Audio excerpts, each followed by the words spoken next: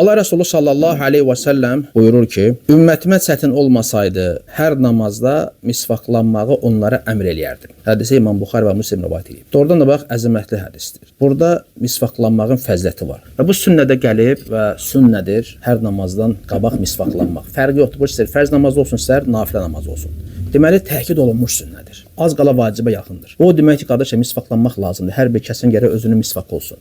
Demə namazdan qabaq gəlib, həmçinin gəlib oruc vaxtı, o da ümumi dəlillərə əsasən, həmçinin gəlib Quran tilavətində, həmçinin gəlib gecə qalxanda, yuxudan oyananda, ümumən yuxudan oyananda, həmçinin gecə namazı qılanda, evə daxil olarkən, insan evə daxil olur, ev əhli ilə görüşür, istəyirsən ki, gözəl qoxu gəlsin, olur, işləyirsən, çalışırsan, evə gəlirsən, yorulmusan, qoxu gələ bilər, misvaqlanmaq.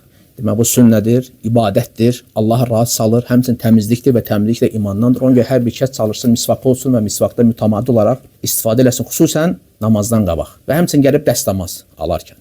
Əlləri yuyandan sonra madmadadan qabaq misvaqlanmaq müstəhəbdir. Niyə görə imminoy oradan qabaq?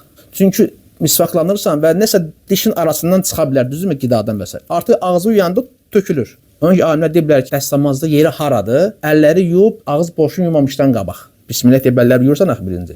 Sonra artıq ağız boşluğunu yumamışdan qabaq misvaqdan istifadə edirsən. Ona görə sünnədir, istifadə edin, kimin yoxsa alsın. İstər kişi, istər qadın misvaqdan istifadə etməsi sünnədir. Allaha razı salır və təravətləndirir ağız boşluğunu.